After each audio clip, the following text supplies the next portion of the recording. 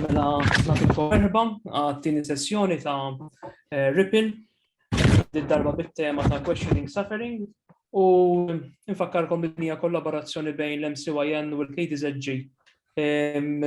Tajjeb, allum għal din it-tieni sessjoni għandna lil Father Fabio Attard, Salesian, mhux bżonn introduzzjoni, ma għandu esperjenza vasta u xek fil-qasam tal-pastorali maż-żgħażagħ biex ngħidu hekk madwar id-dinja. U qabel ma nibdew din is-sessjoni ħanitolbu flimkien l-Ispiritu Santu ħalli jinżel fina permezz tal-kelma tiegħu, inebbaħ il-Father Fabio dak il-qalb tagħna għandha bżonn tisma' u jiftiħilna qalbna li xi drabi tkun magħluqa biex tisma'. Għalhekk nistedinkom sabiex titfu il-microphones ħalli ma ntelfux l-atmosfera tat-talb u itolbu ġo qalbkom jew kellha insomma bil-microphones mitfijin min-naħa tagħkom. Fl-isem tal-Missier u tal-Iben u tal-Ispiritu Santu. Amen. Spiritu qaddis li ħlaqtna, ejja lil moħħ dawlilna, imla bil-grazzja tiegħek il-qlub li int ħlaqtilna. Int l-akbar don ta' Alla li tieqaf dejjem magħna, għajn ħajja, nar imħabba u qawwa tar-ruħ tagħna. Int qassam seba' doni, int li il-leminija tal-Missier minnhom wieħed fik bler fl-isna ammonija. Ixel id-dawl is-sensi, kebbes il-qlub l-imħabba u saħħa dan ġisimna mill-mart li fih jitrabba. Bot minna żomm il-ladu lilna fis-slim ħenjin, mexxina int biex nibqgħu mid-deni meħlusin. Għamel li nsiru nafu bik lill-Missier u l-Ibnu li fik spiritu li tqaddes bla nieqfu dejjem nemnu. Glorja l-Missier lill-Iben li qam minn bejn l-imwiet li spiritu faraġġ tagħna għal dejjem f'ismew wiet. Amen. Ibad l-Ispiritu tiegħek u jinħalqu u ġeddet il-wieċ tal-art. Tajjeb, it-tema tal-ġimgħa l-oħra kienet idbatija fl-Iskrittura u xekk għal min kien magħna u ħarisna ftit lejn l-oriġini tad-dbatija, tkellemna dwar ir-relazzjoni tad-dbatija ma' Dnub u kif qisha l-Iskrittura iddawlilna ftit din it-tema, dan il-misteru fl-aħħar mill-aħħar. U llum Father Fabio ħajkellimna ftit fuq il-preżent, fuq dak li ngħixu aħna, fuq id-dbatija tal-pastorali maż-żgħażagħ, fuq id-dbatija taż-żgħażagħ. Essax mhux ħanoqogħdu niddiskutu eżattament x'jgħaddu minnu preċiż l-affarijiet, imma aktar qisu kif ser inwieġbu għad-dbatija taż-żgħażagħ. Bliema mod. Ħanħalli fidejn Father Fabio, kull ma nfakkarkom u li din is-sessjoni qed tiġi rrekordjata u biex insommu dejjem il-microphones mute. Imbagħad wara li jispiċċa l-intervent tiegħu Father Fabio, tkun tistgħu tiktbu il-mistoqsijiet tagħkom fiċ-chat. Aħna naqrawhom Father Fabio jirrispondi. Okay? Grazzi ħafna u fidejn Father Fabio. Thank you Mark, thank you Father Mark u nixtieq nirringrazzja lilkom il-koll tal-li qegħdin preżentijaw. Qed tisimgħuni sewwa, okay, għall-microphone? Okay. U hekk nirringrazzjakom ta' din l-istedina għaliex kull meta jiġri, meta wieħed ikun mistieden biex ma ngħidx jagħti talk iktar jaqsam esperjenza, hemm dak is-sens ta' involvement personali, mhux sempliċement ħajati erba' idejat intellettwali, imma malli Mark stedinni ftit ġimgħat ilu bdejt nipprova nagħmel daqsxejn anke ta' riflessjoni u hekk kif nista' biex ngħid hekk kważi naqsam dak li jien għaddej minnu bħalissa magħkom. Tajjeb ma terġajna tkellimna u għamilt insomma xi ftit idejat poġġejthom flimkien. Nixtieq nibda bil-premessa illi it-titlu huwa dbatija u żgħażagħ kif se nakkumpanjaw liż-żgħażagħ meta għaddejjin mid-dbatija. It-tema naturalment poġġina mill-ewwel f'dak li hija l-mixja tal-Knisja f'dawn l-aħħar snin. Jekk naqbdu sinodu taż-żgħażagħ u iktar u iktar it-tema tas-sinodalità, id-diskors kollu ta' l-akkumpanjament li nimxu li nimxu ħdejn huwa biex ngħidu hekk kważi il-golden thread, filo rosso kif jgħidu Taljani, illi sa jmexxini f'din ir-riflessjoni. Jena nixtieqek ħanamel biex ngħidu hekk ir-riflessjoni tiegħi sa tkun qisu fuq xi 4-5 punti prinċipali. Nixtieq l-ewwel qabel xejn nibda b'domanda. Meta aħna qegħdin nitkellmu biex nakkumpanjaw iż-żgħażagħ, aħna at the back of our mind, kif ngħidu bl-Ingliż, x'qegħdin nissoponu. Għaliex. Meta ngħidu nakkumpanjaw liż-żgħażagħ, inkonxjament diġà aħna għandna biex ngħidu hekk kategorija ta' risposta. Se nakkumpanja sabiex jiena nixtieq l-ewwel qabel kollox qabel ma nidħlu fuq iż-żgħażagħ u d-dbatija li ħanejt ftit affarijiet imma jista' jkun topic li nagħmlu kemm il-meeting fuq u dan, speċjalment iktar wara l-esperjenza tal-pandemija qed joħorġu ċertu studji fuq iż-żgħażagħ u l-adolescenti nirrepeti li jisfidawna b'mod profond, jekk naċċettaw li niġu sfidati naturalment. Allura, id-domanda tiegħi u nixtieq li nismaw id-domanda mhux nagħtu r-risposta. Meta aħna ngħidu nakkumpanjaw liż-żgħażagħ, ejja naraw ftit dik id-domanda jien u inti għaliex qegħdin nagħmluha. X'qiegħed jimbuttana, x'qiegħed biex ngħidu hekk jinkoraġġina. Hawnhekk mhux kwistjoni li nagħmel ġudizzju, tgħidli ma Fabio aħna mhux biex ngħinuhom iva, m'għandi l-ebda dubju mill-ġenerożità tagħna. Però ejja nistaqsu ftit lilna nfusna eżattament jiena u inti meta aħna nibdew din il-mixja biex nakkumpanjaw iż-żgħażagħ. Fil-fond ta' qalbi, jien x'inhuwa l-objettiv, l-iskop prinċipali illi ħanaċċetta li nakkumpanja liż-żgħażagħ.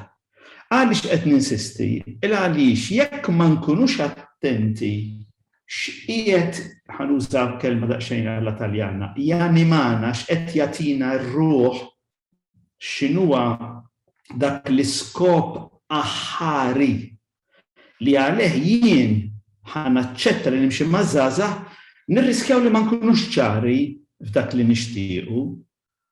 U meta minix ċar mija jien nifsi, minix ċara mija jien nifsi f'dak li nixtieq, nissogra illi at a certain point meta l-isfida li nakkumpanjaw liż-żgħażagħ tippreżenta ruħha b'ċertu qawwa li tħarbatna, tfixkilna. Mela, jiena nixtieq illi għad-domanda għaliex qed nakkumpanjaw liż-żgħażagħ, għaliex nixtiequ nakkumpanjaw iż-żgħażagħ, mhux ġudizzju nirrepeti. Ġifieri hawnhekk mhux kwistjoni aħniex ġenerużi, nixtiequx inkunu ġenerużi, dak m'hemmx dubju fuq. Però what is deep down in my heart, okay? Allura jien ħan nitfa' żewġ domandi oħra biex nirrispondi għad-domanda wara aħjar mod illi tilqa' d-domanda. Biex nagħtu soluzzjoni għal feriti tagħhom jew biex niltaqgħu mal-ferut u mal-feruta. Din hija l-ewwel sfida, l-ewwel domanda li jiena npoġġi. Meta aħna nakkumpanjaw iż-żgħażagħ iktar qed inkunu konxi mit-tbatija li għaddejja minnha, okay, issa nitkellem ftit fuqha din wara din l-ewwel parti. Jien eżattament x'ħanfittex li nagħmel jew aħjar min ħanfittex li inkun. Hawnhekk jintlab id-diskors doing and being, u x'veru. L-aħwa dan huwa illum ma' din il-ġenerazzjoni tal-adolescenti u żgħażagħ, jekk jiena u inti maħniex ħankunu ċari fid-deċiżjonijiet fundamentali tagħna, deċiżjonijiet evanġeliċi, deċiżjonijiet vokazzjonali, deċiżjonijiet ta' ġenerosità, l-ewwel qabel kollox qabel ma ngħidu isma' aħna x'sejrin nagħmlu. Naħseb li huwa nemmen li huwa fundamentali għaliex nixtiequ nagħmlu dan. Kif sejrin nagħmlu dan? X'nixtiequ li jintlaħaq b'din id-deċiżjoni tagħna. Issa naturalment hemmhekk l-aħwa se tintmess korda illi iddoq il-mużika tal-identità tiegħi. Jien ħanakkumpanja liż-żgħażagħ fit-tbatija għax jieħu gost. Jien ħanakkumpanja liż-żgħażagħ fit-tbatija tagħhom għax naħseb li jien se nagħti risposta, li jien se nagħti kontribut. ċoe, fondamentalment aħna nixtieq nimxu maż-żgħażagħ. Għaliex? Min hu fiċ-ċentru? Aħna li se nimxu magħhom jew huma il-qegħdin jokorbu biex adulti jakkumpanjawhom jimxu magħhom. Jiena personalment inħoss, nirrepeti, nemmen illi meta niġu biex naffrontaw kwalunkwe tematika, kwalunkwe stedina, sfida pastorali, speċjalment mal-adolescenti u iż-żgħażagħ, nirrepeti speċjalment għaliex l-adolescenti u iż-żgħażagħ għandhom sens fin illi jindunaw il-motivazzjonijiet tagħna, ma nistgħux nitħqu bihom. Nistgħu nitħqu bl-adulti, nistgħu ngħadduhom biżmien l-adulti. Imma l-tfal, l-adolescenti u iż-żgħażagħ diffiċilissimu. Allura meta jien fil-fond tal-qalb tiegħi jiena għandi ċar jien nixtieq nakkumpanja liż-żgħażagħ whatever I'm going to say, okay? Din hija fundamentali, ħbib. Kif aħna se nirrispondu, se nwieġbu għad-domanda li żgħażagħ u l-adolescenti illum iktar mill-bieraħ 2019 u 2021 id-distanza kronoloġika hija ta' sentejn. Imma id-distanza eżistenzjali hija abissali. U din irridu nkunu konxi minnha. Il-pastorali kollha kemm hi. There is no going back to the past, There is going back to the future. Pastorali wara din l-esperjenza ma nistgħux nerġgħu naraw inkomplu fejn ħallejna. Fejn ħallejna ħallejnieh. Fejn ħallejna ħallejnieh. Allura it-tieni domanda li ħanagħmel li żgħażagħ aħna u lill-adolescenti se nagħtuhom first aid experience jew inkella preżenza u mixja. Ħannippruvaw insolvu il-problemi taż-żgħażagħ jew ħannippruvaw nakkumpanjaw, inkunu preżenti inkunu preżenti għalihom, nimxu magħhom, nimxu ħdejhom. L-aħwa din il-parti introduttiva importantissimu li aħna bħala edukaturi, edukatriċi, youth ministers, leaders, importanti li qabel ma nippruvaw nagħmlu l-pass tal-ġenerożità, kif ngħidu bil-Latin ad extra, hemm barra, nippruvaw nagħmlu kontemplazzjoni tal-ġenerożità ad intra. U f'dan il-punt jispirani wieħed mill-ħsibijiet ċentrali ta' Papa Franġisku fejn jgħid il-konversjoni pastorali li hija neċessarjissima hija konsegwenza tal-konversjoni personali. Ma nistgħux nippretendu li ħajkonna bidliet fil-pastorali jekk mhux se jkunu espressjoni konsegwenza ta' konversjoni personali. U propju meta aħna qed nimxu maż-żgħażagħ ħanagħmlu proposti liż-żgħażagħ qabel ma naraw ftit x'se nagħmlu ejja nieqfu ftit u nikkontemplaw x'qed jiġri hawnhekk. X'qed jiġri?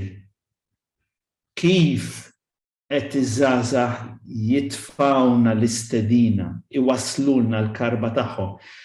Kif qiegħda tmissna il-karba taż-żgħażagħ? Qiegħda tmissna mill-aspett utilitarju qed jitolbuna xi ħaġa li nagħmluha jew hija iktar profonda, jew hija iktar wiesa, jew hija iktar biex ngħidu hekk tissejħilna biex nagħmlu pass iktar totali sħiħ. Dik hija l-ewwel parti. Nixtieq ngħaddi għat-tieni parti. It-tieni parti hija l-isfida. Issa, hawnhekk nixtieq nagħmel fil-qosor riferiment żgħir għall-istatistiċi li qegħdin joħorġu u naħseb importantissima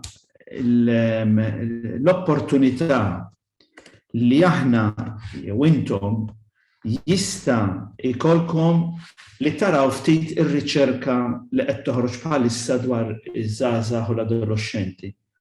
Meta tiltaqgħu ma' xi artiklu jew riċerka li qed toħroġ x'qed jiġri fil-pandemija li min hija l-kategorija li qed tiġi mill-iktar affettwata, speċjalment l-adolescenti u ż-żgħażagħ, naħseb li importantissimu laħu anki jekk nieqfu ftit u naqrawha. Forsi ma naslux biex nistudjawha, imma importanti għaliex qed ngħid hekk.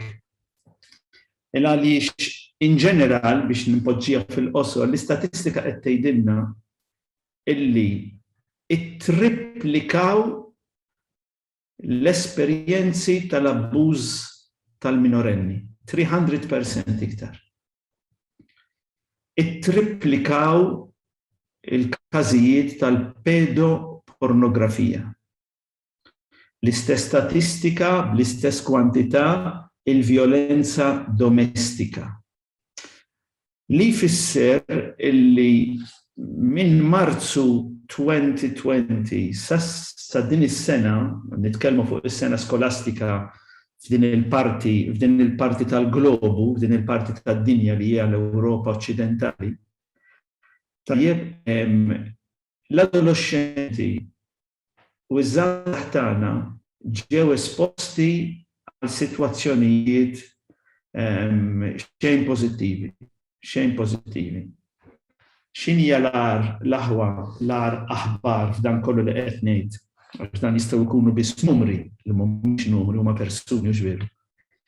Hija li sitwazzjonijiet familjari fejn kien hemm il-faqar kulturali, faqar affettiv, faqar ta' stabilità relazzjonali, tajjeb ukoll faqar materjali, l-effett kien iktar aċċentwat. Jiena s-sena l-oħra u din is-sena naturalment kellha ħafna opportunitajiet nitkellem ma' diversi teachers, leaders, teams, youth ministry teams, minn partijiet tad-dinja, mill-Asja sal-Amerika Latina, għaliex bit-Zoom kien iktar faċli. Kien hemm dejjem kważi l-istess problematika. U dak li huwa interessanti hu illi fejn kien hemm interess li anke fil-home learning, didattika li saret permezz tal-social media, teachers li kienu attenti għat-tfal għalu li father skoprejna povertà li ma konniex nafu li teżisti. Interessanti meta hemm verament l-interessu li mħabba anke l-istess mod li t-tifel jew tifla kif jippreżentaw ruhom waqt il-lezzjoni jew ma jippreżentawx ruhom waqt il-lezzjoni. U teacher kun kapaċi li tgħidilha jew tgħidu isma' ħankellmek ftit wara li nispiċċaw. Għaliex qed ngħid dan? Għaliex waħda mid-dimensjonijiet tal-isfida li għandna fid-tbatija li għaddejjin minnha preżentament iż-żgħażagħ hija d-tbatija affettiva. U jiena din li se nieħu bħala main point tal-riflessjoni tiegħi. Tbatija affettiva ila għaliex aħna nafu mill-psikoloġija li għamilna ftit jew wisq kull wieħed u kull waħda minna illi il-moment taż-żożija, speċjalment il-moment tal-adolescenza huwa l-moment fejn għandek l-esplużjoni tar-relazzjonijiet. Relazzjonijiet affettivi, relazzjonijiet ta' ħbiberiji, relazzjonijiet ta' mħabba. It-tifel it-tifla qegħdin quddiem orizzont, frontiera li dejjem qiegħda tinfetaħ, il-ġdid. U naturalment dawn kellhom jgħixu din biex ngħidu hekk dan id-dinamiżmu, din l-enerġija kollha b'mod repressiv, b'mod imsakkar, b'mod propju mingħajr ebda spazju. Waħda mill-affarijiet illi il-persuni li akkumpanjajt qegħdin jippruvaw joħolqu hija id-diskors kollu ta' ambjent. ċoe illi l-iskola, il-youth center, il-grupp jirnexxielu jikkomunika ambjent fejn l-ewwel qabel kollox iż-żgħażagħ tagħna, l-adolescenti tagħna iħossuhom at home.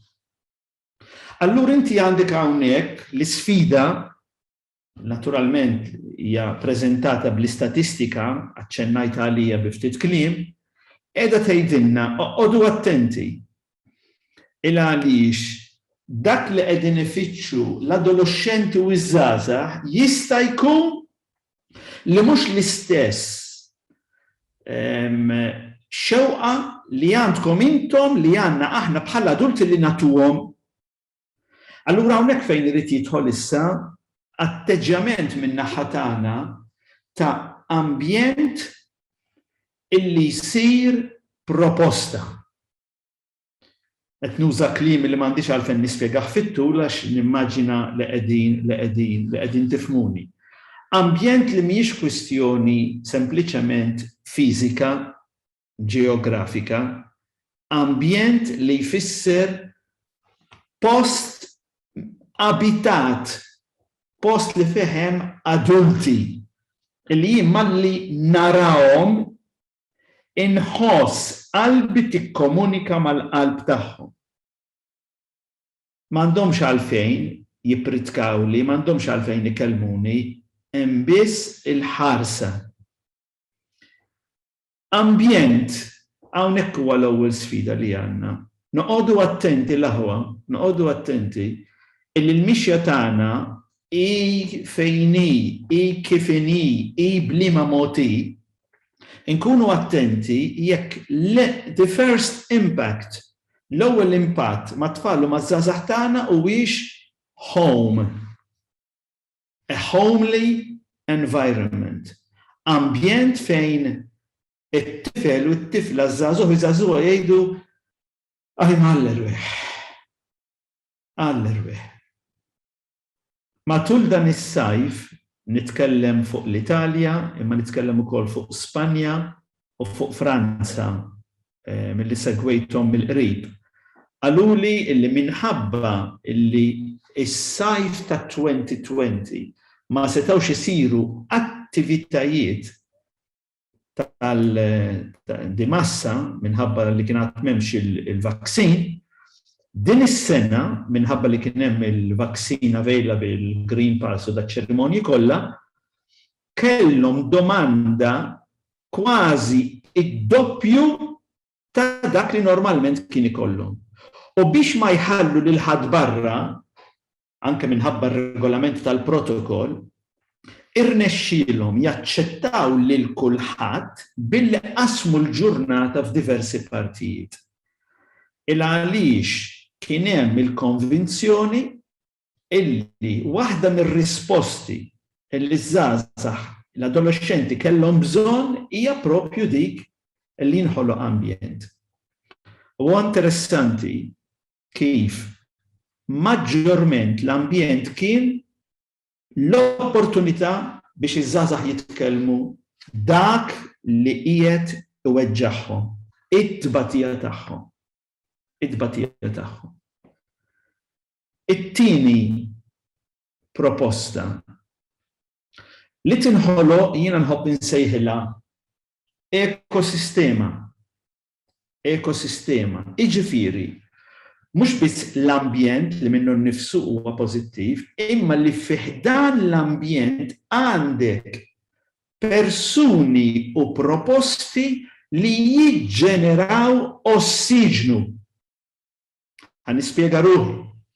Jekk aħna nafu li speċjalment qed naħdmu ma' tfal li ġejjin minn ambjenti diffiċli, jew tfal u żgħażagħ li diġà kellhom ċertu issues qabel il-COVID, kemm hu importanti li fih dan l-ambjent jinħolqu spazji fejn iż-żgħażagħ u t-tfal isibu ma' min jitkellmu. Sa hawnhekk hija xi ħaġa iktar minn ambjent. Nafu li speċjalment fl-età tal-adolescenza u taż-żgħożija ħajkollok ħafna issues li se jitilgħu. Għandek id-diskors kollu tal-esplorazzjoni affettiva, għandek id-diskors kollu tar-rapport mal-ġenituri, għandek id-diskors kollu ta' li tifel jew tifla jintelqu ma jridux jistudjaw. Jista' jkun hemm ukoll problemi ta' natura iktar serja, iktar impenjattiva. Ekku, kif allura l-ambjent mhux qiegħed hemm sempliċement biex tiġi ikkonsmata l-adolescenza u ż-żgħożija. Mhux sempliċement biex jgħidu għajma kemm ħadna gost. Aħna edukaturi, edukatriċi, youth ministers, mhux biex nofru esperjenzi ta' gost li huma importanti. Imma dik hija xi ħaġa li trid takkumpanja għal proposta iktar serja, għal proposta li kapaċi tibda proċess anke ta' maturità. Allura ekosistema fejn jekk jien għandi tfal li ġejjin minn ambjenti ta' ċertu faqar morali, ta' ċertu faqar affettiv, ta' ċertu diffikultà fuq l-identità, ekku nemmen irridu nkunu lesti sakemm huwa possibbli anke li nagħmlu użu li konna l-opportunità li noffru proposti ta' għajnuna professjonali. Dan ifisser illi rridu nistudjaw, rridu naraw, nirrepeti minix qed ngħid li għandna nkunu perfetti, imma li ma nistgħux nkunu indifferenti għal fatt illi l-pandemija ħolqot proċessi deġenerattivi. ċoe fejn inti għandek persuni li sofrew l-abbuż, persuni li ġew esposti għal pedopornografija, għal violenza domestika, irridu noqogħdu attenti għas-sinjali li jiġu mogħtijin. U kemm huwa possibbli, sakemm huwa possibbli, inkunux kapaċi nirrispondu anke b'għajnuna professjonali. Nirreferi b'mod partikolari għal counseling u għat-terapija. Mhux kollha kemm aħna, ibda minni personalment li għandna preparazzjoni professjonali, imma dejjem nistgħu nirreferu. Dejjem nistgħu allura nħarsu lejn l-ambjent fejn għandek ekosistema umana li kapaċi tisma' il-karba, tisma' id-dbatija. Issa ħafna drabi l-ambjent minnu nnifsu jikkomunika ċertu serenità, ċerta paċi li kapaċi jilqa dik li hija dbatija primarja. Imma jista' jagħti il-każ u intom tifhmuni x'qed ngħid illi ikonna tfal, adolescenti u żgħażagħ li għaddew minn esperjenzi negattivi. Ekku allura din l-isfida iġġib magħha proposta. U jiena se nsemmi 3 kelmiet illi naħseb smajnijhom kemm il-darba mhuma xejn ġdid. Il-proposta qudiem din l-isfida jiena ekku nissintetizza fi 3 kelmiet. Qudiem iż-żgħażagħ u l-adolescenti, speċjalment dawk li għaddejjin minn ċertu esperjenza tbatija, importantissimu l-ewwel qabel kollox that they feel welcomed. Irridu nkunu attenti l-aħwa bħala edukaturi, edukatriċi, youth ministers, illi l-ambjent li aħna nipproponu, il-messaġġ li qed jagħti huwa kif inti ħi hawnhekk darek da.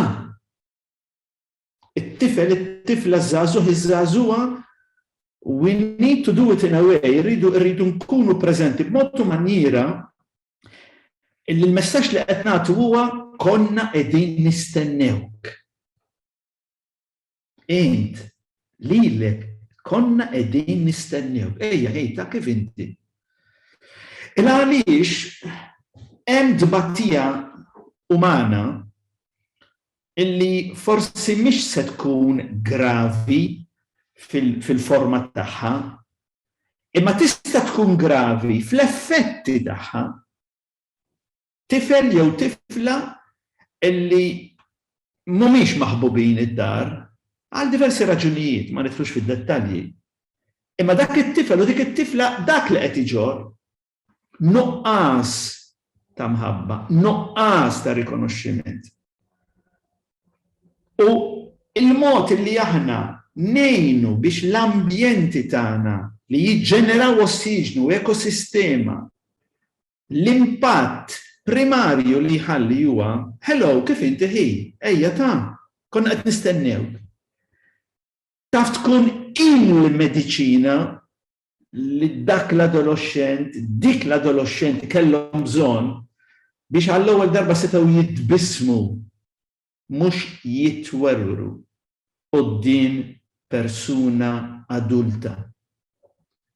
L-aħwa l-esperjenza tgħallimni illi noqogħdu attenti that we do not underestimate the value of little gestures. L-edukazzjoni hija kważi isna qed nibnu katedral. Qed nibnu katedral. Il-katedral huwa mibni minn ħafna ġebel żgħir.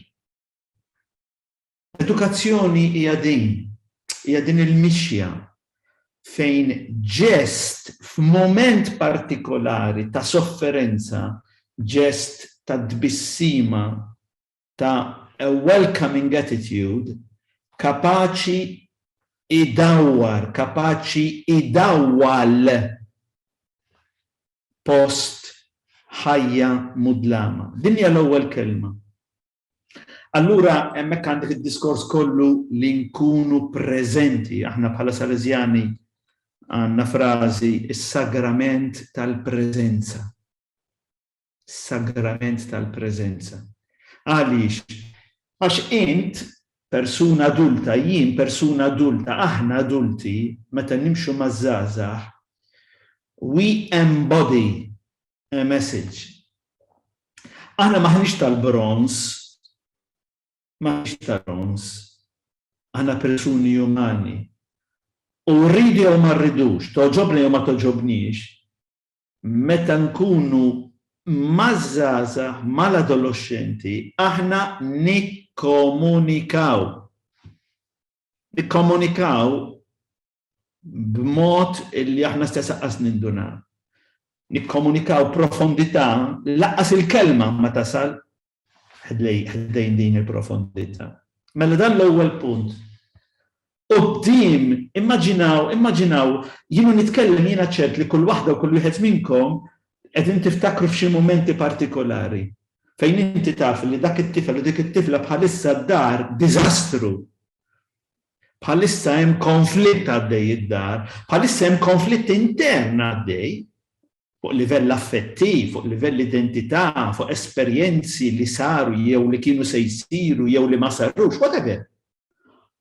U l-impact of the encounter, the welcoming attitude.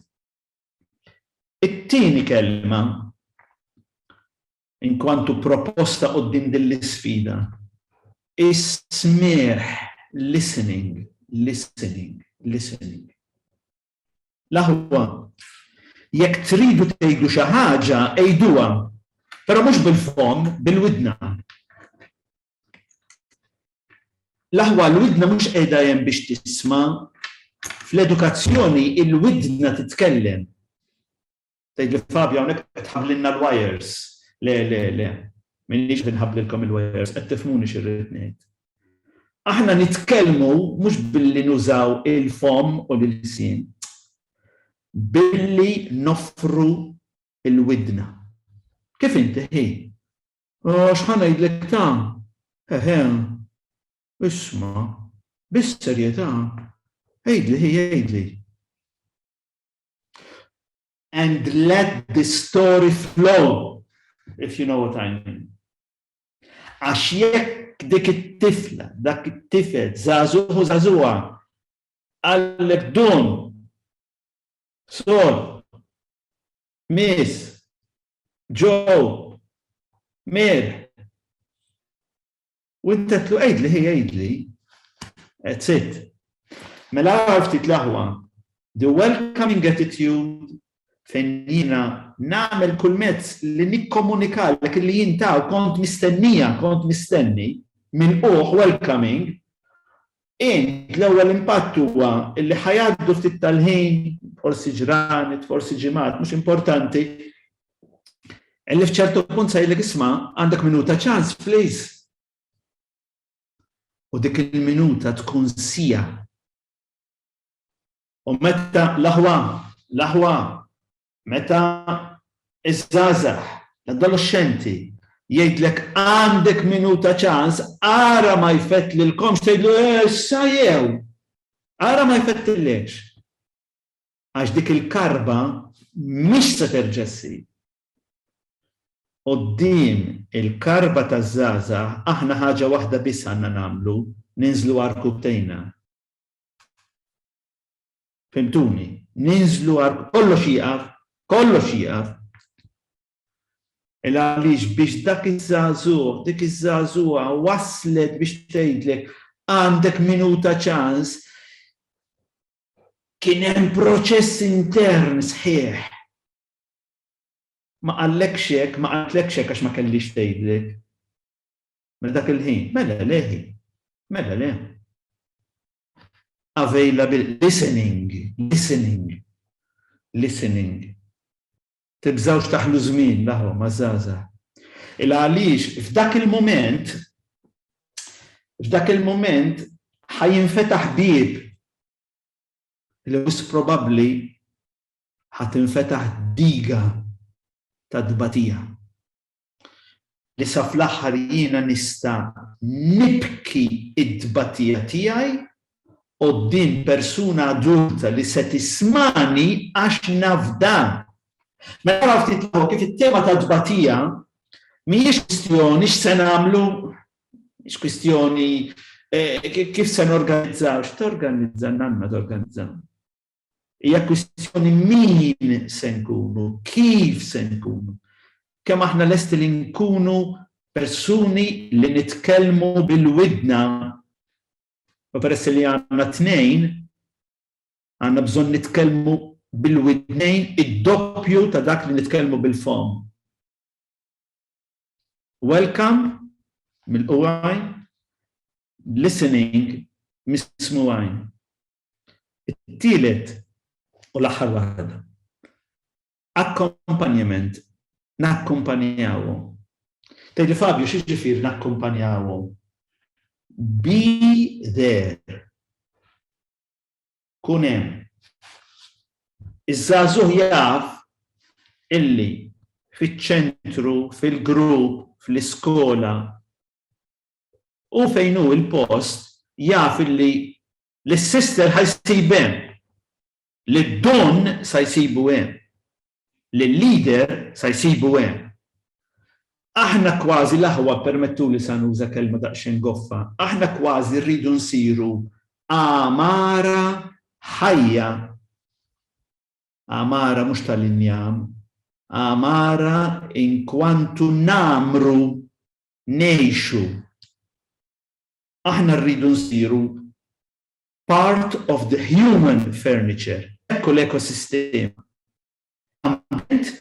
Fejn mhux mimli bi-statwi tal-bronz, imma mimli persuni li jikkomunikaw arja friska, mhux għajjina, mhux kontaminata, mhux inkwinata, mhux ejja, mhux dwejja, mhux wiċċ laskri kif ngħidu bil-Malti. Imma malli żgħażagħ jarawna hemm xi ħaġa. Għax hemm xi ħadd. Allura l-aħwa ngħaddi għar-raba' punt, mela d-domanda, l-isfida, l-proposta, ir-raba' punt. X'inhu? X'jitlob minna dan kollu? X'jitlob minna dan kollu? L-aħwa mhux kwistjoni li naħsbu biex noffru interventi jew azzjoni.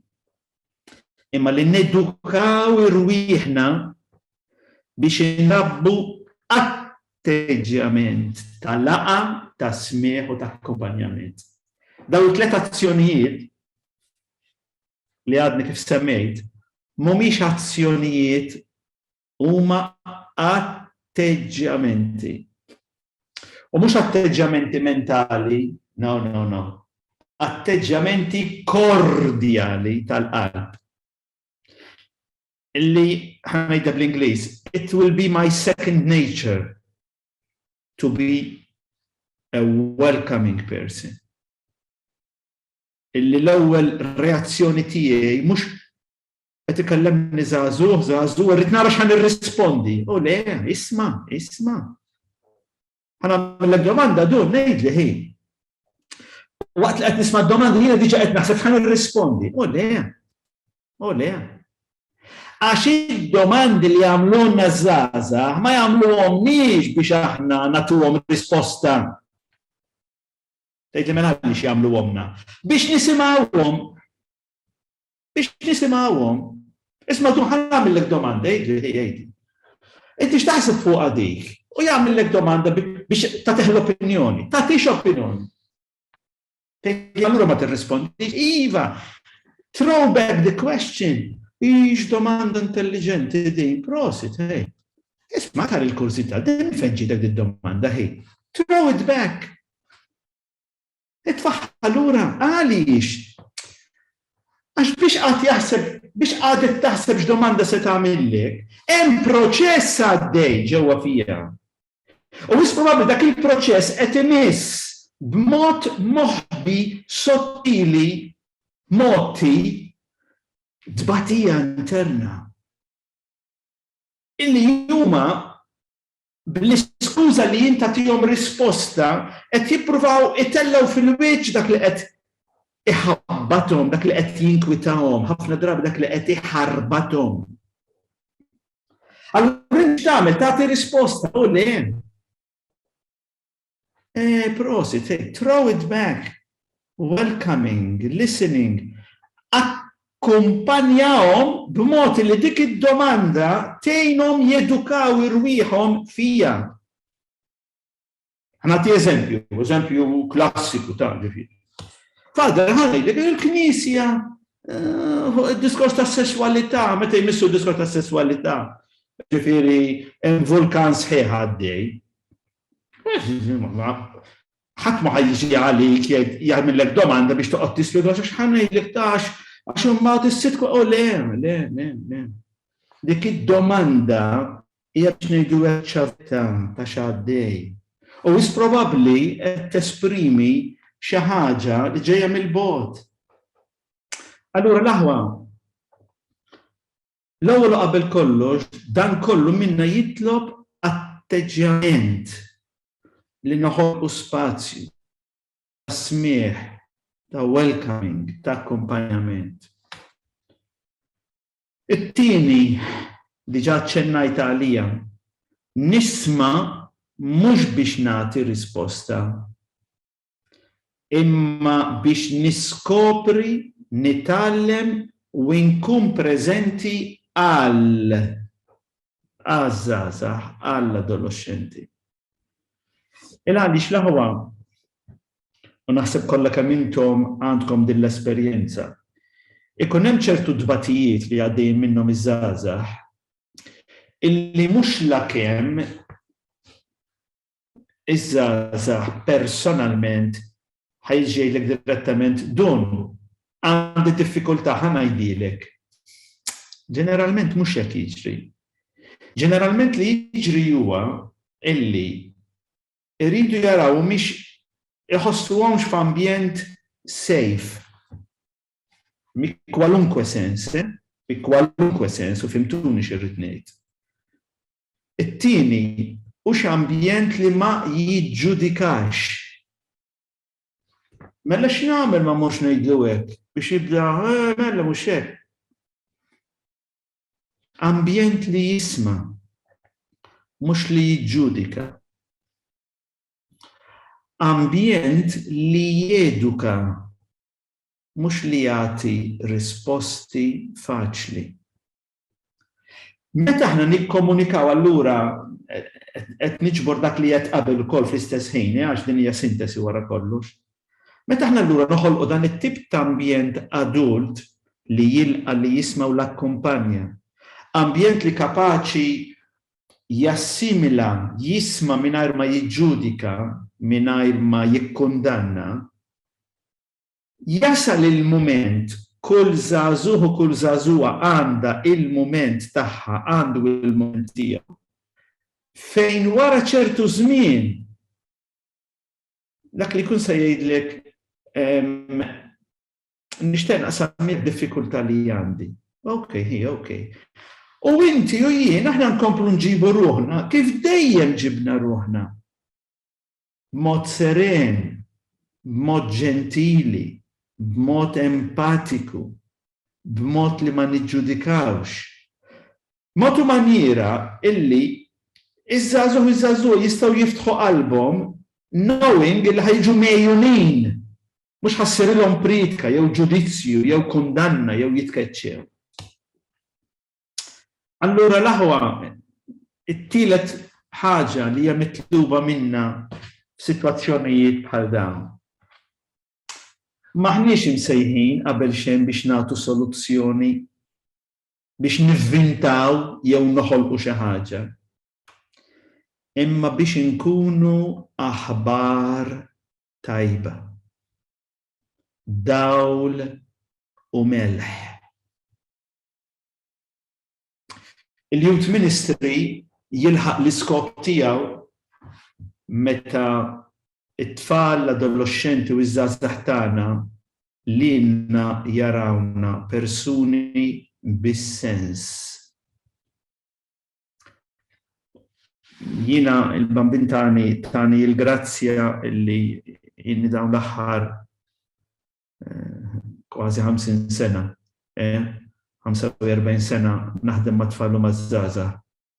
Emnuni x'sodisfazzjon meta titaqa' ma' pupils illum iż-żewġin bit-tfal kbar u ma jgħidulekx xi tkun għamilt jew xi tkun qedtilhom, le, jgħidulek dun dak il-post li enni insir nies. U l-bambin emnuni, il-bambin qed iberikni b'momenti bħal dawn u jiena naħseb li dawk fostkom li ilhom ftit żmien jaħdmu ma' tfal u maż-żgħażagħ żgur ċertissimu li tiltaqgħu ma' past pupils se jgħidulkom isma' dik l-esperjenza li għamilt fil-parroċċja ċentru fl-iskola nirrikonoxxi li llum għamlitni l-persuna li jien. X'konna laħwa għalihom dawn il-persuni. Offrejnielhom ambjent, offrejnielhom proposti fejn ħassewhom milquwajn, mismuwajn, akkompanjati u li min-naħa tagħna kkomunikajna l-aħbar it-tajba. Dawl u melħ u din l-isfidi li kienu għaddejjin minnhom f'dak il-moment preżenti. Jien nixtieq nagħlaq dawn l-aħħar ftit minuti li għad fadalli. Billi nirreferi għall-Vanġelu tal-bieraħ, il-Vanġelu tal-bieraħ Bartimew kien il-Vanġelu li 3 snin ilu 2018 kien l-aħħar ħadd tal-Sinodu taż-żgħażagħ. U l-Papa wara li tispiċċaw ċertismu li ħafna minnkom ħajmorru jfittxuha fuq l-internet fuq il-Vatikan.va.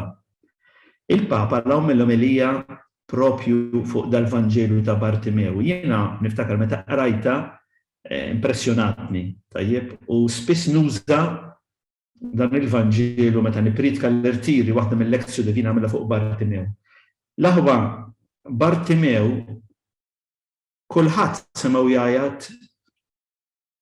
imma kulħadd warbu barra wieħed. Dan jgħid miġnun. U meta jgħidu l-foqra l-vuċi tagħhom tistona iddejjaqna il-vuċi tal-fqir u tal-immigrant u tal-batut. Għandha tonalità li aħna li nfittxu l-komdità u kollox perfett, iddejjaqna.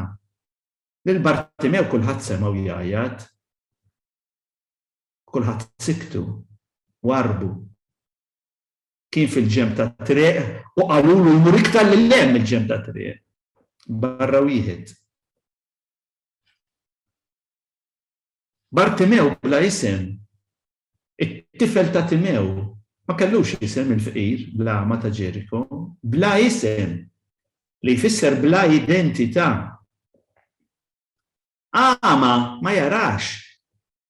U fqir, ġifieri dan kien propju case perfett ta' faqar uman, dak kollu li trid. Kondizzjoni, sintesi tal-faqar ta' żmienna. L-adolescenti u ż-żgħażagħ tagħna, il-pandemija mhux forsi wkoll neħħetilhom l-identità, ma jistgħux jgħixu iż-żożja tagħhom, l-adolescenza tagħhom. Ħadditilhom l-opportunità li jaraw għax msakrin ġewwa. Faqar affettiv, faqar relazzjonali, faqar ta' esplorazzjoni. Bartimew qabel ma kien jittallab kull ma għamel għajat biex jiġi mismuħ. Bartimew karba biex jiġi rikonoxxut. L-aħwa, iż-żgħażagħ tagħna jistgħu jtuna kemm ituna problemi, però dawk il-problemi huma karba, Ara ma nagħmlux bħal dawk. Ara ma nagħmlux bħal Fariżej, omja jmexxu lill-omja u meta żgħażagħ jokorbu narawha problema ta' il-karba taż-żgħażagħ hija karba profetika. L-għajta ta' Bartimew kienet att ta' fidi f'Ġesu Kristu, ibn David, imma wkoll att ta' verità dwar il-kondizzjoni umana. Ikollok ħnina minni. L-għajta ta' Bartimew biex ngħidu hekk hija domma divina u domma umana. Interessanti, jux. U l-adolescenti u iż-żgħażagħ tagħna fid-tbatija li għaddejjin minna ta' kwalunkwe forma li hi. Mhijiex forsi għajta tal-ispirtu, l-għajta tagħhom u għal-mulej li qed jakkro fuq is-salib. Però jew koll għajta dwar il-verità umana. L-aħwa iż-żgħażagħ u l-adolescenti llum speċjalment dawk li għaddejjin minn momenti kritiċi.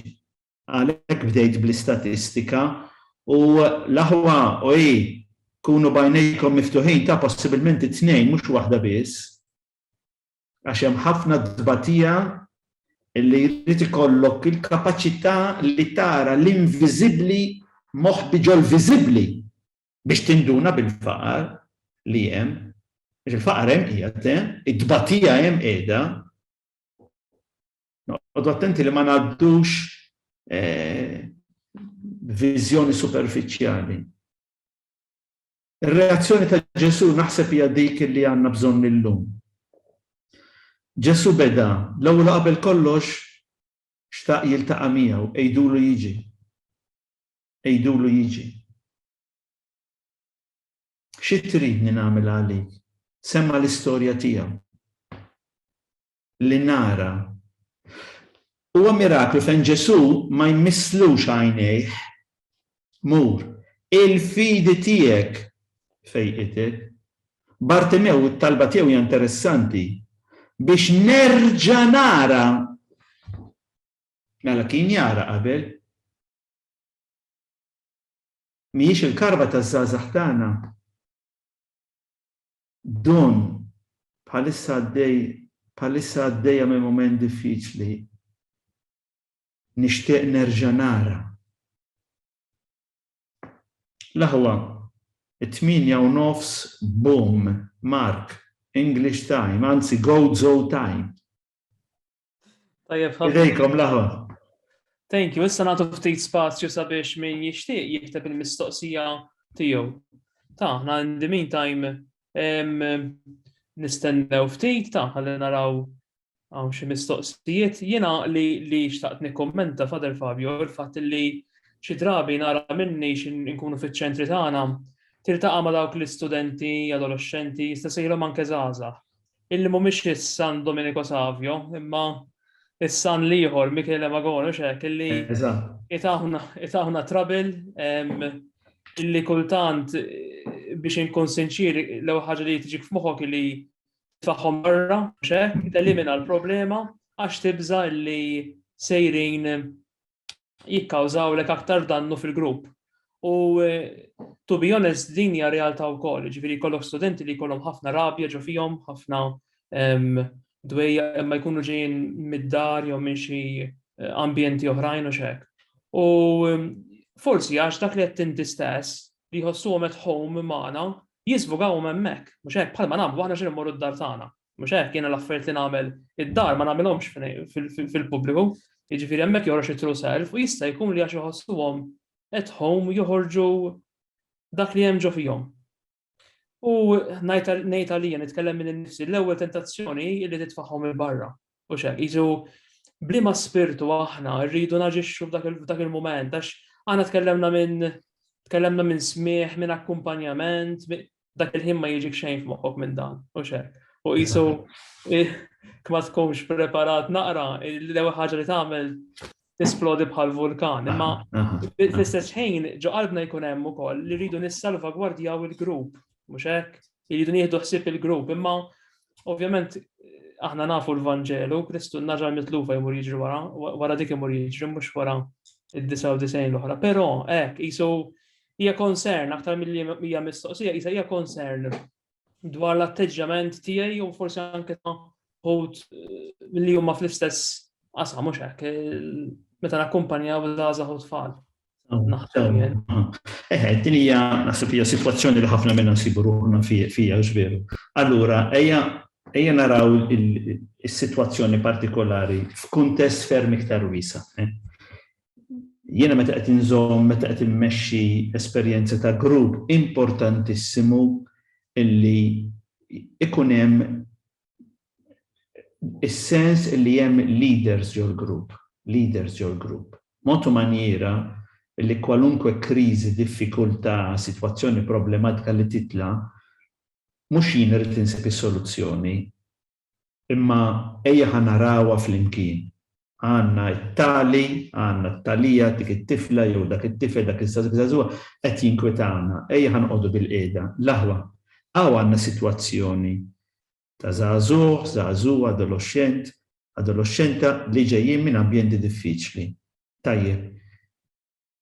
Il-mulej f'dan il-moment partikolari dwar dan it-tifel din it-tifla x'qed jgħidilna nagħmlu. Allura inti il-problema li hija reali inutli noqogħdu nduru mal-lewża m'hemmx soluzzjonijiet, kieku hemm soluzzjonijiet wieħed jaqbad u jagħtihom. Hija illi meta aħna nkunu quddiem sitwazzjoni ta' kriżi, x'inhuwa l-atteġġjament tagħna, il-biċċa minn hemm tibda. Meta jien għandi diffikultà jista' jkollu wkoll pereżempju fil-grupp tal-leaders hemm nuqqas ta' ftehim, hemm konflitt. Jien, how do I deal with conflict? Għalhekk għedtilkom hija kwistjoni ta' atteġġjamenti. Ġifieri id-dinamika diġà fiħdan l-ekip, fiħdan il-Youth Ministry Team. Għalhekk jien qedlek ma' min ħa nitkellem, inti qed li kollha leaders, allura nistgħu nagħmlu ċertu tip ta' diskors. Ejja naraw ftit u nistudjaw. Aħna bħala team jiena ninsisti immens meta hemm esperjenza ma' tfal u maż-żgħażagħ, it is not a one-man job, let alone a one-man show, jew one-woman show. Okay? It's a team effort. Hija kwistjoni li għandek komunità li qed teduka bil-qalb tar-rajid tajjeb. Okay? Educative and pastoral community. Dan huwa importantissimu. Ħalli jien jekk hemm diffikultà, jekk hemm sfida, mhux jien ħaniddeċidi kollox jien, ħanagħmel kollox jien, għax jien jista' jkolli ċertu kapaċitajiet li l-oħrajn m'għandhomx, imma jista' jkun ukoll bil-maqlub li l-oħrajn għandhom kapaċitajiet li jien m'għandix. Allura, meta jkollna sitwazzjoni ta' kriżi ta' diffikultà, nirrepeti, x'inhi ġejja minn fejn ġejja tista' tkun għax għandi żagħżugħ diffiċli, jista' jkun ukoll għax għandna konflitt fiħdan it-tim, x'inhi. X'inhuwa il-mod li aħna naffrontaw l-isfidi li rridu nħabtu wiċċna magħhom. L-ewwel ħaġa. It-tieni, meta jkollna każijiet ta' tfal diffiċli, l-ewwel tentazzjoni taħduhiex bis-serjetà. Nibatu l-barra ma ngħaddeħx mill-bib, ngħaddeħ mit-tieqa. No. U jekk trid soluzzjoni li ddaħħalna fi kriżi għax jiena meta nkun diffikultà bħal din id-domanda li nagħmel, kieku floki hawn Kristu x'jagħmel? Jitsew il-barra mill-bib, jitsew il-barra mit-tieqa jew le? Le, hija ovvja li le. Bad-domanda allura x'jagħmel? Ma nafx. Imma żgur mhux li jibgħatu l-barra. Issa, ejja naraw x'nistgħu nagħmlu. Jekk jien dan it-tifel ġej minn ambjenti diffiċli, dan tifel gwarda robba ta' tbatija. Iva jien ukoll se nibgħatu l-barra. Ejja naraw x'nistgħu nagħmlu. Nagħmlu li nistgħu, mela le. Nagħmlu li nistgħu, m'hemmx protokolli u soluzzjonijiet diġà magħmulin. Jista' jagħti l-każ li ngħidlu ismu, poġġi bil-qiegħda ħa nitkellmu ftit. Idħol fl-uffiċċju. U nkellmu jien ma' żewġ leaders. Isma' aħna taf li lilek nirrispettawk, taf li rridulek il-ġid, kemm inti taħseb li qed tagħmel sew. Ipprova kkellmuh bil-kelma tajba. Naturalment hemm ċertu boundaries li jridu jiġu rispettati. Ġifieri, t-tema kollu tal-vjolenza, le. Jekk ħajġib li drugs, le.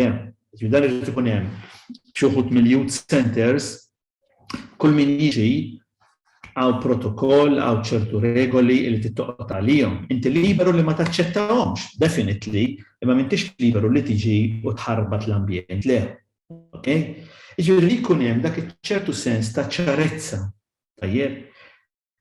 Ħaġa u nissuġġerilkom tistudjawha sewwa hawnhekk fejn jista' jagħti l-każ li dak it-tifel li qed jagħtina l-inkwiet fil-familja hemm bżonn ta' għajnuna u t-tifel huwa the tip of the iceberg tas-sitwazzjoni. Il-paċenzja hija l-paċenzja tal-Vanġelu, hija l-pathos tal-Vanġelu. Issa jista' jagħti l-każ li jien tkun għamilt flimkien mat-tim tiegħek dak kollu possibbli u ultra l-possibbli u at a certain point tgħid laħwa hawnhekk ħajkun ngħidulek u paċenzja tiġix. Imma mhux the last resort, imma the last of the last of the last of the last resort. Tajjeb, b'mod u maniera illi aħna quddiem Alla ma nkunux dawk li ħlisna minn problema, imma dawk li jippruvajna nagħmlu kull ma nistgħu biex ngħinu l-persuni. Allura jiena f'ħajti ta' Salesian darba biss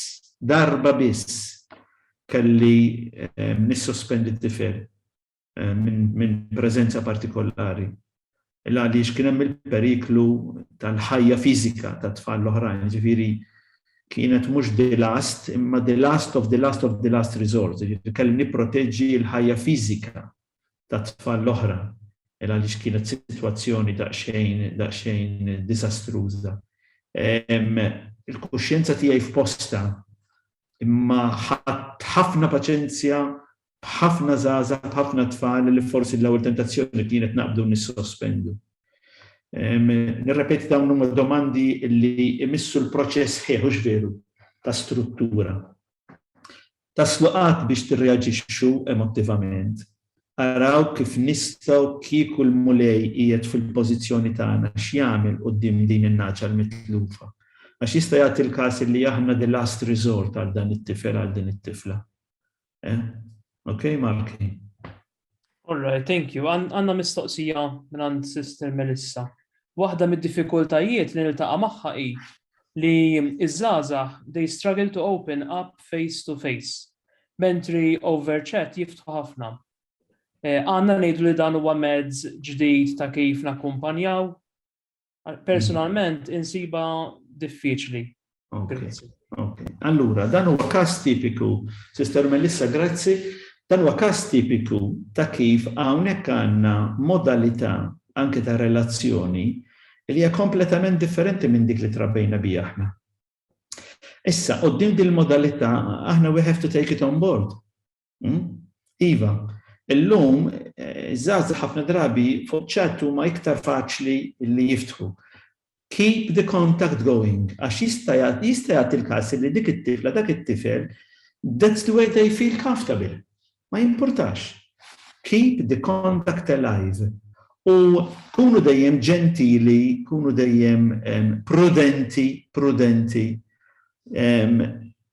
Il-diskors kollu tal-parameters, anke x'jingħad jew x'nirrispondi. Oqgħodu ħafna attenti għax iċ-chats huma hija xi ħaġa miżurabbli, iċ-chats huma qegħdin hemmhekk. Aħna rridu nkunu ħafna attenti fuq id-diskors kollu tal-boundaries u parameters. Okay? Jekk il-persuna bħalissa hija dik, jista' jagħti każ li fuq iċ-chat, imma jista' wkoll li ma' din il-persuna jien għandi l-opportunità li tiġi fil-youth center jew fl-iskola u nitkellmu fuq more or less, okay? Ma jimpurtax. Jista' dik jiena nemmen dejjem illi kwalunkwe relazzjoni sakemm tista' tinżamm ħajja hija dejjem ta' ġid għat-tfal u għaż-żgħażagħ. Kan każ partikolari ta' tifel illi konna nafu li kien għaddej minn problema u provajna noħolqu ambjent, ekosistema, ekku, għalhekk nuża l-kliem, dak il-kliem mhux nużah frott it-teoriji ta' frott l-esperjenza. Illi dak tifel ma fetaħ qatt u konna nafu. Imma ma stajniex aħna ngħidu l-isma' int għandek dik il-problema. No, that's boundaries, respect for the person. U 4 snin, għall-id-dun nixtaq inkellmek. U naturalment, tkellem. Nisimgħu bil-kalma, bil-prudenza, ma għamilx ruħi sorpriża. U jiena dik il-kalma kolletlu insomma, rejtu li available bil-bixnejn u nakkomunat, għax ma ġejċ qabel. U irrispondini b'mod li għadni nismaħa sal-lum. Għallin 4 snin ninnutak nistax naddak. Karamba. 4 snin. Issa kieku jien tajt qalbi. Jistkun li dak aqas kien isib l-opportunità biex jiftaħ. Ġifieri, do not underestimate your availability, għax inti ma tikkalkulax kif qed taffettwa l-persuna, waqgħet għandna bżonn nikkalkulaw għax jiena nkun available.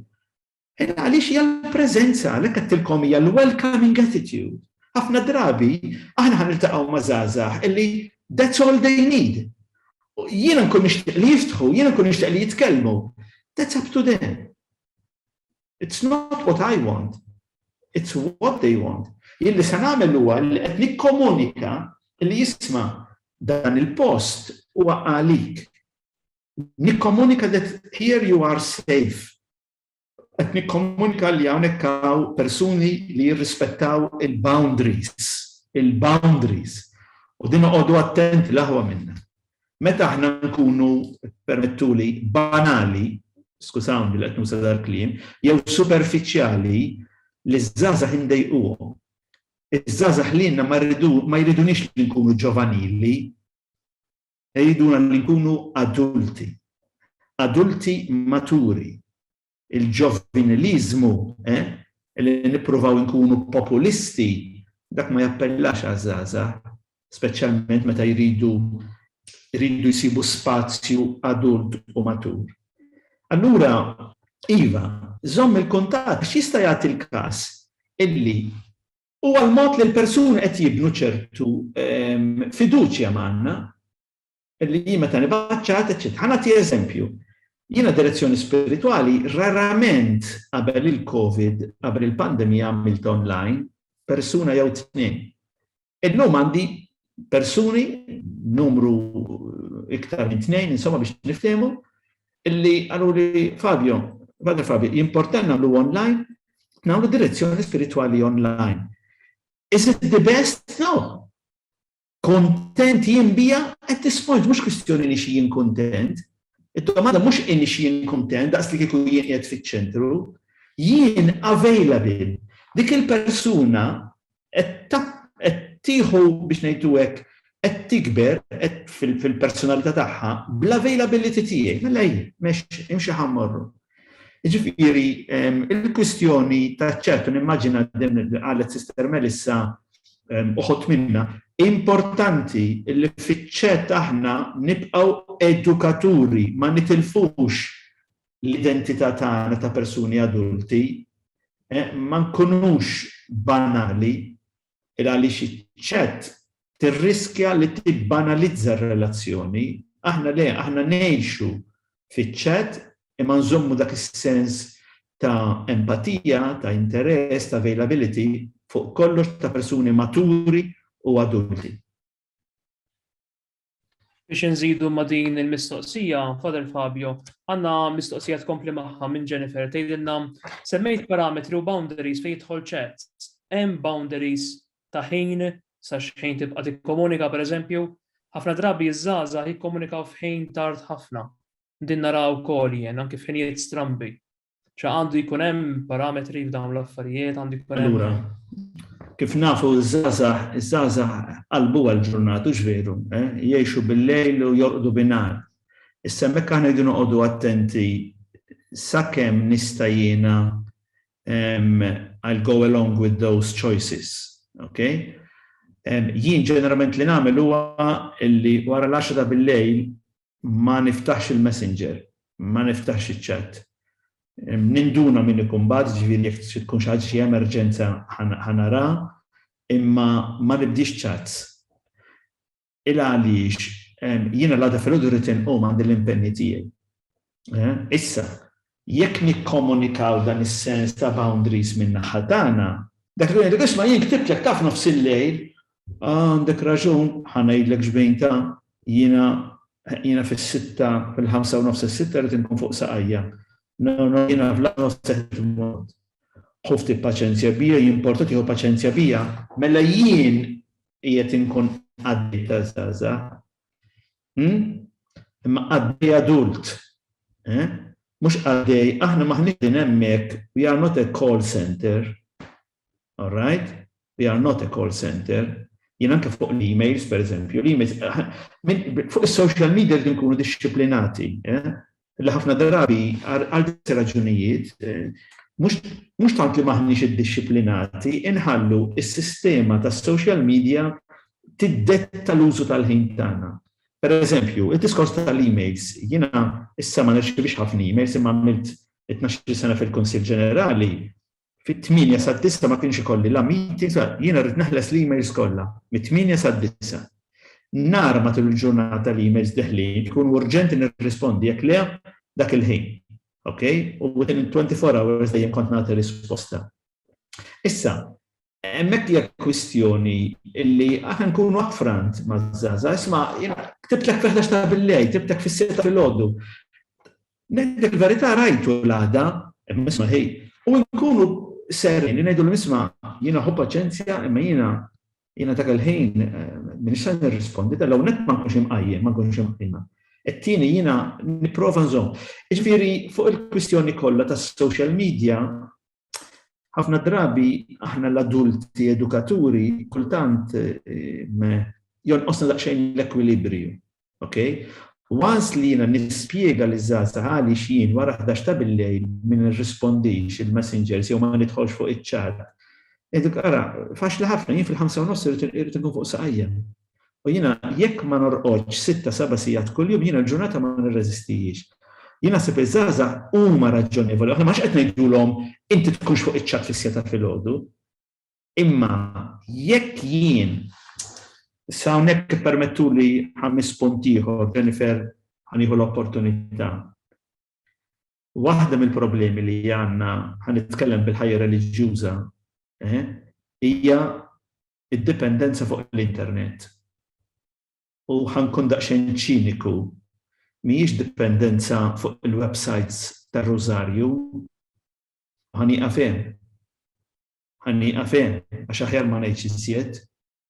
Rridu noqogħdu attenti għax l-addiction għall-internet qed taħkem lill-adulti kollha, mhux biss ir-reliġjużi u l-assessin, lill-adulti kollha.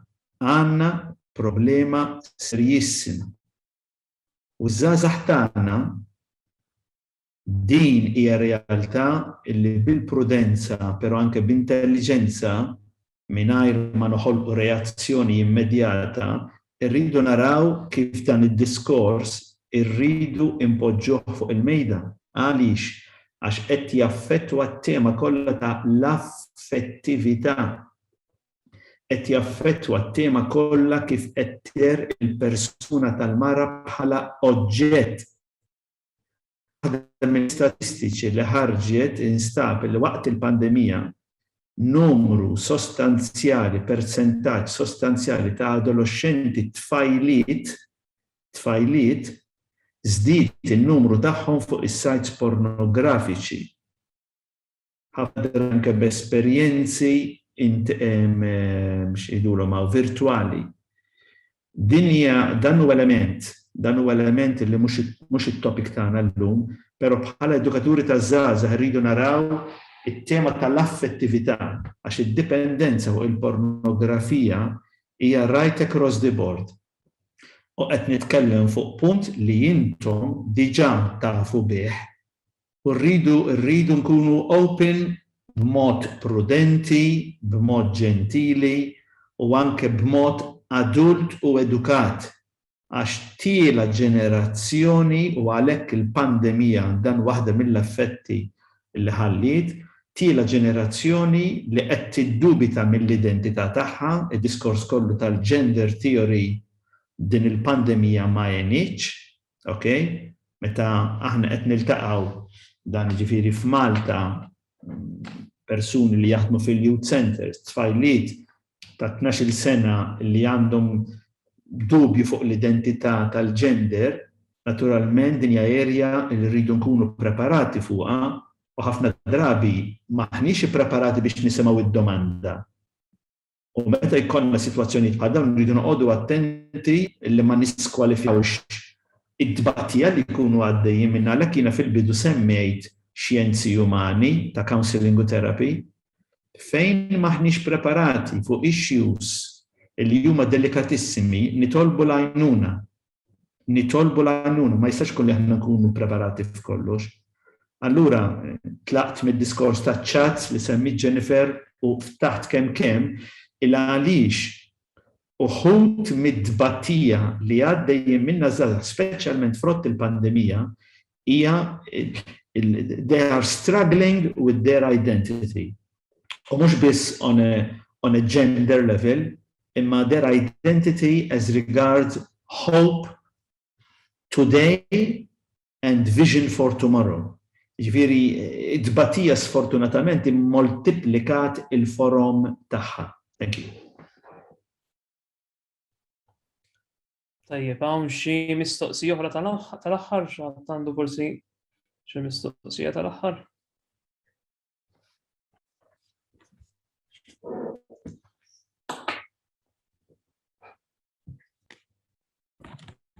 Tajjeb, mela nistgħu nagħlqu hawnhekk ta'. Grazzi ħafna lil kulħadd, il-kull min ipparteċipa lilek, Father Fabio. Thank you lilkom. U xekk bħala kollaborazzjoni mal-KDZG u nagħlqu dan il-mument billi jinselmu lit-Trinità Qaddisa. Glorja lill-Missier u lill-Iben u lill-Ispirtu Santu. Kif kien mill-bidu, issa u dejjem, jibqa' dejjem ta' dejjem. Amen. Grazzi lil kulħadd ta' il-lejl it-tajjeb. Thank you very much. Bye bye, Mark. Ciao. Auguri l-kulħadd. Ciao, ciao.